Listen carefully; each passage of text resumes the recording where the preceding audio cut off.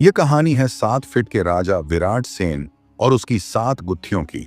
उत्तर दिशा के पर्वतीय राज्य धवलगढ़ में एक राजा राज करता था, जिसकी ऊंचाई पूरे 7 फीट थी। राजा का नाम था राजा विराट सेन। उसकी ऊंचाई ही नहीं, बुद्धिमत्ता भी दूर दूर तक प्रसिद्ध थी। पर कहते हैं, जितनी ऊंचाई हो उतनी ही बड़ी परछाई होती है।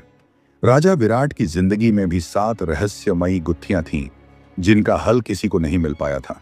राजा ने घोषणा कर रखी थी, जो कोई मेरी 7 गुत्थियां सुलझा देगा, मैं उसे अपना उत्तराधिकारी बनाऊंगा। फिर कुछ समय बीतने के बाद राजा के सैनिकों ने एक युवा ब्राह्मण को किसी दूसरे राज्य के जासूस होने के शक पर राजा के सामने पेश कर दिया और कहा, महाराज, यह व्यक्ति आपके राज्य के आसपास एक साधु के भेष में काफी दिनों से घूम रहा था। हमको इस पर शक हुआ तो आपके पास पकड़ कर ले आए। राजा ने भारी आवाज में युवा ब्राह्मण से पूछा, तुम कौन हो और मेरे राज्य में क्या कर रहे हो? ब्राह्मण ने जवाब दिया, महाराज, मैं तो एक गरीब और अनाथ ब्राह्मण हूं। भला मैं आपके राज्य की जासूसी क्यों करूंगा?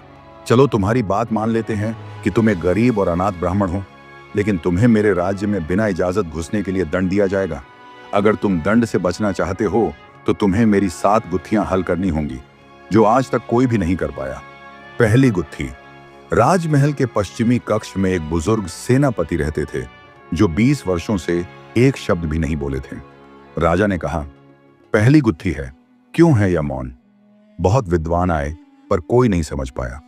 युवा ब्राह्मण ने राजमहल के पश्चिमी कक्ष में जाकर बस एक वाक्य कहा, मैंने तुम्हारी बेटी को बचाया था। अचानक सेनापति की आंखों में आंसू आ गए और उसने पहली बार बोला, हाँ, और मैं वचनबद्ध था कि जब तक मेरी बेटी सुरक्षित ना हो जाए, मैं मौन रहूंगा। पहली गुत्थी सुलझ गई। दूसरी गुत्थी।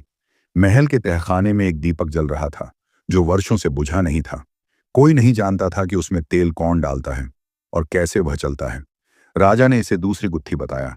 ब्राह्मण ने गुप्त तरीके से उस दीपक पर नजर रखी और पाया कि हर तीसरे दिन एक वृद्ध महिला छिपकर आती है और गाय के दूध में कपूर डालकर उसे उसमें डालती है। राजा ने पूछा, क्यों? उसने कहा, यह दीपक उस स्त्री के पुत्र की स्मृति में जलता है, जो युद्ध में मारा गया था। वह दीपक उसकी आत्मा की शांति का प्रतीक है। दूसरी गुत्थी भी हल हो गई। तीसरी गुत्थी। राजमहल के बगीचे में एक शेर पिंजरे में था। वह वर्षों से वहां था, पर उसने कभी दहाड़ नहीं लगाई थी। राजा ने इसे तीसरी गुत्थी कहा। ब्राह्मण ने ध्यान से शेर का निरीक्षण किया और पाया कि उसकी जीभ कटी हुई थी। उसने पूछा, किसने यह किया? महल के एक पुराने सेवक ने बताया,